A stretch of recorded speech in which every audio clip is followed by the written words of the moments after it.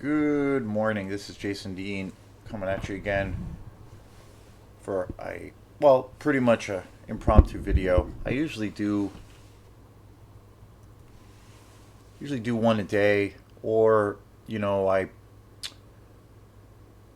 if I know kind of ahead of time that I might not be able to get to do any videos, I usually will record a handful or so and then set them as premieres. I was I was away when we did our tour about a week and a half ago or so. I was out of town for about 5 days or so. So obviously I didn't do any videos. So it was nice to come back and get back into doing these things that I love. But I did do a video this morning, and I've been really taking a deep dive into the Friday 13th franchise, which is my favorite franchise. And I did shot the video. I did the video pretty early this morning. After I usually what usually what I do when I my routine around the videos, usually shoot the video, or usually before I go live and I do the video, I do some note stuff. I check out some, I get some information out about maybe some things that I want to talk about, specific things around that movie. So I usually like do a little preparation before each movie, each show, and then I have a cup of coffee, take a little bit of a break, and then I basically just do the video. And then after I do the video, I typically will then just upload it. And I'm in a habit. I have been in this kind of routine or habit for a while now, maybe the last 5 or 6 months, which is a little bit of a different way that I used to do it. I used to always like record a video and then upload it that day and usually post it that day as well. But usually what I do now is after I'm done with the video and I feel like it came out pretty decent or good, I will just like upload the video. But then usually actually post it the next day or the next morning. And usually like I'll do the video, do a little bit of research on that particular subject or movie I'm going to talk about, have some notes or some things that I can look up for when I want to get into some specific detailed kind of things. Shoot the video, check out the video a little bit, see, make sure it came out okay or good, and then upload the video. And then wake up the next day, think about a new video that I'm going to do. A lot of the times I have ideas that come to me at night, where I'm like, okay, I want to do this. And I have a few different lists always kind of going as far as movies that I want to talk about. A couple of lists where they're actual formal lists, of certain things that I want to cover, and then other lists are more like little mental lists. So, and then I basically do the same thing. Get up in the morning, wake up a little bit, listen to music. I usually first thing I do in the morning is usually do one of my audiobooks. I'm a big I love reading books, but I switched to audiobooks a few years ago, or I should say last year now, not that long ago. I really enjoy it. I enjoy it a lot more. I used to just read at night, and it used to be a nighttime thing for me where I would read at night, but generally when I would read at night, I would usually start reading, and it would be kind of late and I'd be kind of tired, so I'd only like read a few pages. So it ended up taking me forever to get through a book. But now what I do is I do the audio. I switched to audiobooks, the audiobook style. And now I do it first thing in the morning, and it kind of helps wake me up. And I enjoy it a lot more, even though I'm like, I'm a physical media guy, of course, but I still have a ton of books. Occasionally I buy books still, but generally when it comes to buying things, it's usually just movies and CDs. But huge. I love reading. It's one of my favorite things to do. So usually I'll do that first thing in the morning for an hour or two or whatever. Have some coffee, wake up, and then I'll usually do the kind of the usual thing of have an idea for a movie. I look up, do a little bit of research, gather some information, some notes, and I shoot the video. And then I usually like now it's usually kind of when that stuff happens, but now what try to do every day is work on booking.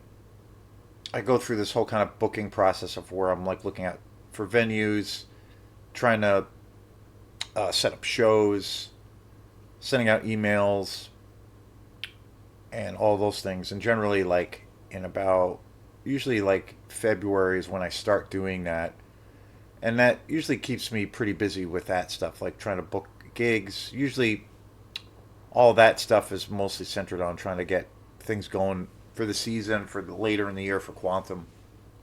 In the middle of winter, it's it's usually fairly quiet, so there's not as much. But so I usually do it every late winter, early spring. And today is technically the first day of spring. And then the other thing that I typically do in the morning is I turn the heat on in my music space, and then I go in and practice, and get a couple hours in, and then go to work, come home, and practice for a little while longer, usually at night, and then I watch a movie. That's like typically what I do every day.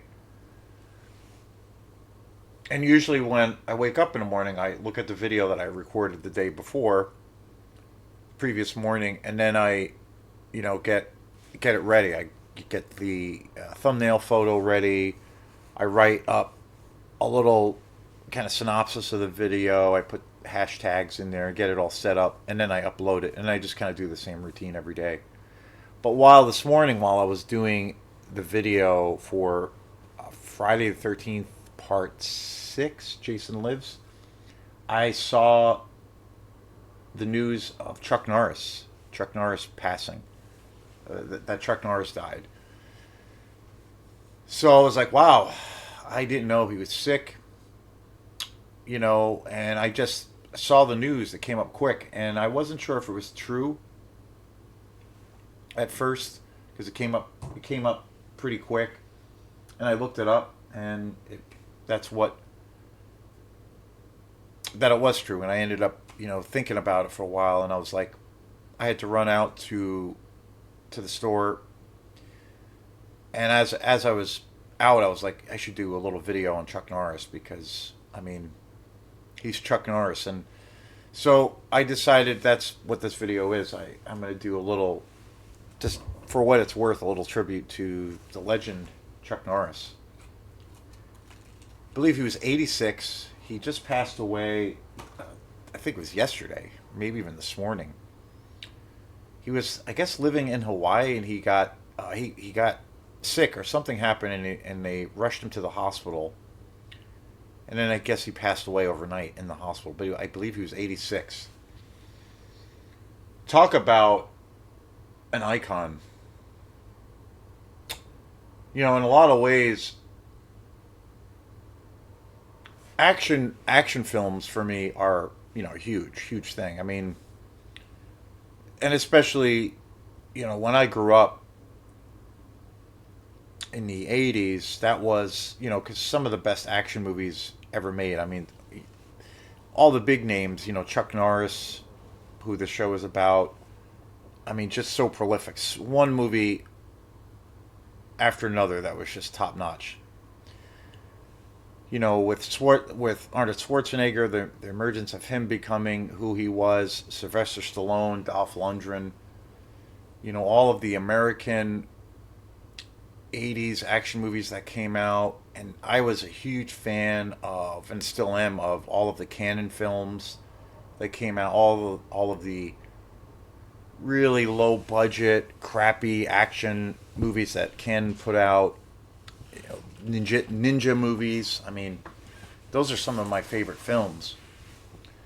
And when it comes to action, I love,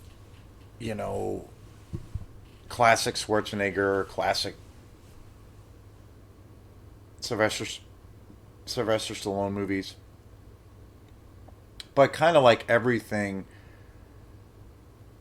I almost prefer the more low budget, crappier action movies that Canon put out. So, and with Chuck Norris, I mean, the amount of films that he did in the 70s and 80s was pretty staggering. And, being a big fan of martial arts, most of my life, there were big gaps, I guess you could say, of where I kind of stopped doing martial arts for various reasons. Being a huge Bruce Lee fan, I would say growing up as a kid, like my inspiration to kind of get into, well, they got me into action movies, but then also getting me to get into martial arts was essentially first Bruce Lee and Chuck Norris. So that it means a lot. It really does. I when I got into martial arts, I was a real little kid. I got into Taekwondo. I took Taekwondo for, I was in middle school, I think, when I took it. I mean, I was a really young kid. It was in the 80s. So I took Taekwondo for probably 3 years or so. And then finished up middle school, and then I went into high school, and I think it was about maybe 10th grade, ninth or 10th grade.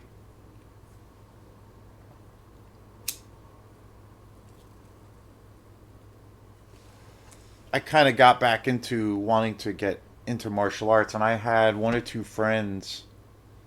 I had one friend in particular that was going to this one martial arts school. His name's Kevin Brooks. He's actually an old friend who I actually played in a couple of bands with when I was a kid.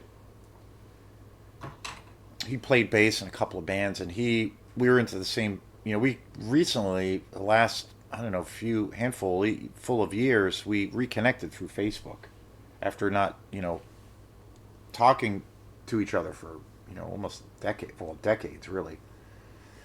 But we were friends. I met him in high school, and I think it was about ninth or 10th grade. And he had been doing martial arts for a long time at that point. And he was going to this school that was pretty close to our house. When I was taking Taekwondo, it was in Nyack. This was all in New York, and it was in Nyack, New York. And I had gone with another childhood friend at the time. I think his name was John. And our teacher was a total bastard. He was a real bastard. He was good, but he was really mean. And I remember one time in that Taekwondo class where we were taking class, it was doing our normal class, and he was pretty militant, and he was pushing the kids really hard. One of the kids, he was pushing us so hard. One of the kids started crying, and was overly tired and just exhausted, and he was pushing the kids so hard, and the kids started crying, and he kept pushing, like, to basically telling the kid to get his act together and keep, like, push through the pain. And in this school, where the school was, there was like a big upstairs staircase that you would walk up, and then the dojo would be there. And the dojo was pretty big. And then there was a room on the side of the dojo that was like a big waiting room, and all the parents would usually hang out in there waiting for the classes to get done. And they would have adult classes, mixed classes. They'd have sparring classes. They'd have kids classes. He did all kinds of things. And I remember that one day when that happened, where this kid was crying, and the kid was exhausted, and we were all just like, wow, what's going on here? I remember, like, being kind of scared for the kid when that happened as a little kid. And there was a bunch of parents, hanging out watching the class like they would normally would do. And I remember, I think it was either the mom or the father of this kid that was crying said something, said, geez, like, can we take it easy on my kid or something. And I remember the martial arts, the instructor at the time, I can't remember his name, yelled at the parents, said, "Don't you basically say anything while class is going on? I'm running the show." And I couldn't believe it. And everybody was shocked. And I remember, and I think my mom had just gotten there and saw the whole thing. And then that was the last day I ever went to that school. My mom took me out of the class and basically was like, "You're not going here with this lunatic," and that was it. And it was always he was a good martial artist, but he was a bastard. And he used to always talk about, and he was a total hypocrite too. He would always talk about health and being healthy and eating healthy and all these things. And I remember all the time we would go to leave the class, after going there. We would go once, twice a week, and my mom would come to the school, pick us up, and we would go down the stairs. And his car, the sensei's car, was parked right out in the front area. And I remember always walking past his car, and you would just see it filled with like fast food wrappers, McDonald's, Burger King wrappers, Pizza Hut, just total garbage junk food. And I'm like, this guy's the biggest hypocrite. So I kind of had a bad experience with martial arts. And so that a year, probably 3 years went by. I didn't do any more martial arts. And my mom had taken me out of the class, and that was that. And then I got to high school, and about 10th grade, I met a friend, Kevin Brooks, who we ended up playing in a couple of bands together. He played bass at the time. We were into the same metal bands, and he was taking martial arts at this other school that was close to our house, close to my house, which was like only 6 or 7 minutes away. And I remember him encouraging me to check it out, and I was like, "Oh, cool! I'll go.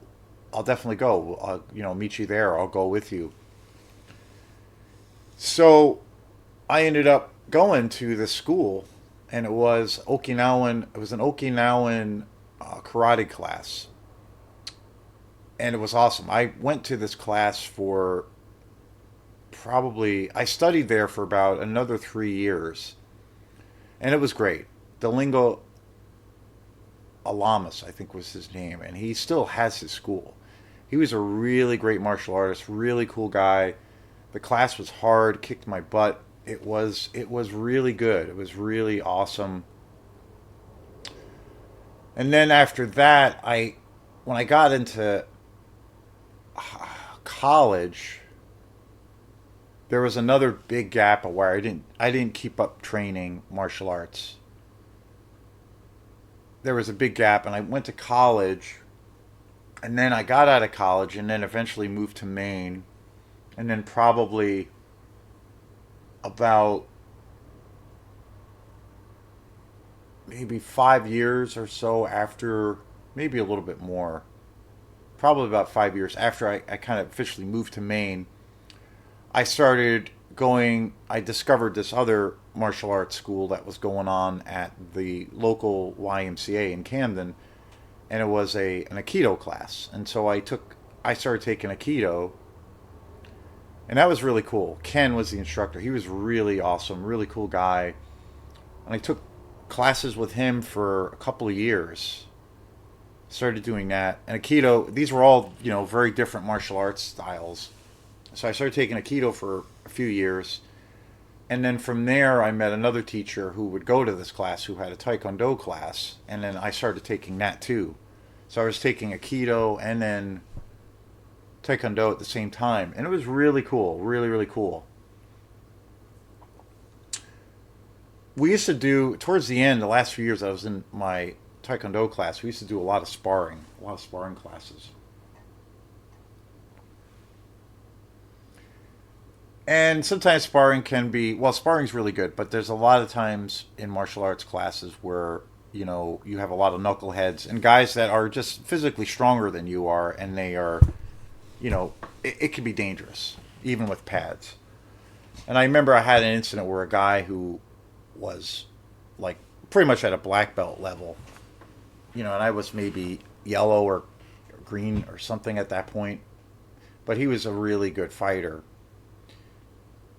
And we did the sparring contest, or not a contest. I shouldn't say it was not a contest. It was just a sparring match. And anybody out there knows sparring is just a way of trying to get in the rhythm of kind of a simulated self-defense scenario, fighting, and just trying to work on the techniques. It's not fighting. It's not, it's you're not there to hurt someone. The other person's not there to hurt you. You're testing out some of these things that you've been working on and the technique, and it should be fun and you learn a lot. But you shouldn't have this fear of that you're going to get knocked out or whatever.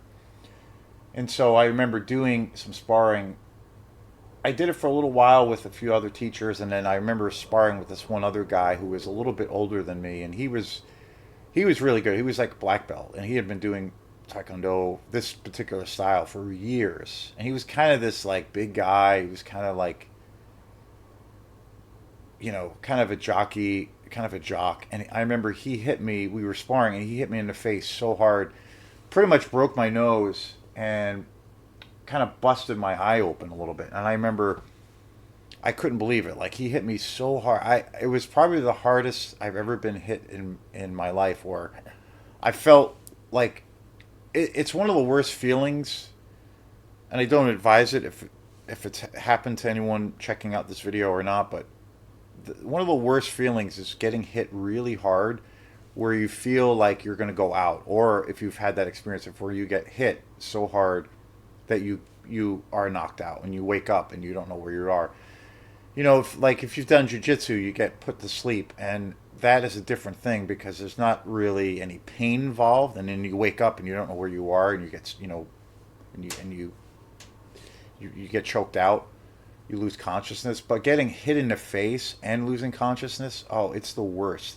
And I remember getting hit. It happened to me a couple times in classes it was awful. But I remember this one time getting hit so hard where I started to see colors, and I was going out. I felt like I was gonna pass out, and I remember just like basically going under. But somebody was standing there when it happened, and kind of grabbed me, and I didn't like collapse, and then I kind of came to, and I was bleeding, and I was like such a mess. I had this like huge black eye, and I couldn't believe it, and I was so pissed off, and I was just like, fuck this place.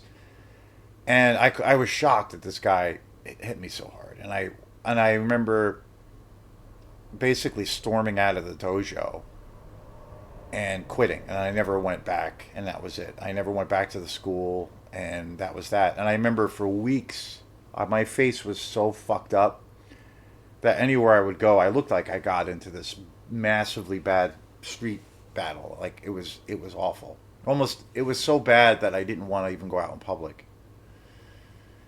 So then I eventually, years later, started taking more, a few other classes. I got into MMA for a while, and other classes, and started training with off and on for people, and then I kind of stopped again, and then I kind of got back into it again, and now I'm back into doing kickboxing and stuff, and boxing, and it's a lot of fun. But I attribute so much of that inspiration to do martial arts, and I've always, ever since I was a kid, I've always had a deep love for martial arts, and I really attribute that to seeing Chuck Norris movies. Obviously that's not necessarily real, karate or martial arts, but some of it is based in reality. But Chuck Norris was kind of the real deal. He was a world champion. His movies, shit, unfortunately, I don't own, which is so weird, because in the 80s, I probably saw more Chuck Norris movies than really any other action movies when I think about it. That was really, I remember seeing Schwarzenegger, but I think the first time I ever saw action, like martial arts action, they were definitely the Cannon films, but Chuck Norris was probably the first actor that I remember being, where I was like, wow, who is this guy? And I think it was right around that time, might have been at the same time, but also getting way into Bruce Lee as well. So, But unfortunately, I don't know why, but I don't own any of his movies, which is a crime. So many great movies, and I know that they have, the last couple of years, even up until real recently, Chuck Norris movies. I know that they have released so many of his films. It's crazy, like so many of his movies. So I knew, I mean, over 20 action movies from the 70s throughout the 2020s. I mean, he was in that TV show Texas Walker. I remember seeing that, in high school. I mean, these were, this was in the 90s. I mean, he had such a prolific career for decades. Yeah.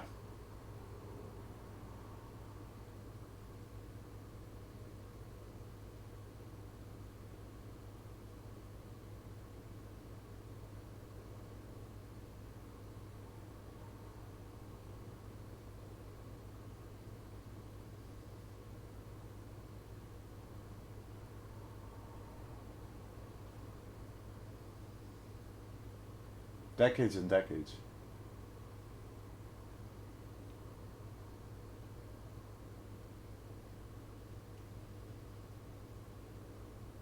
Code of Silence, 1985. Lone Wolf McQuade in 1983. Delta Force, 1986.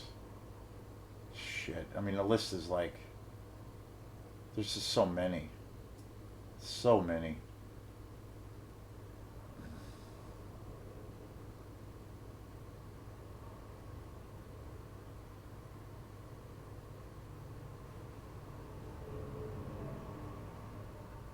Michigan Action was another one I used to watch all the time. Silent Rage. The Octagon, The Force of One. Eye for an Eye. Game of Death, of course, with Bruce Lee. I mean, so iconic.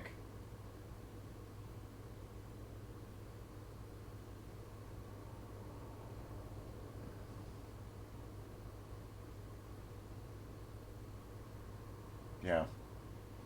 But I wanted to just do a quick show. It's just a little tribute to Bruce Lee. Sorry, Chuck Norris. So I do need to get his movies on a Blu-ray. I probably will, like especially the '70s movies. I mean, so many iconic action movies, great action exploitation movies, and I Canon released a lot of those movies as well. Just amazing. So rest in peace, Chuck Norris. Peace.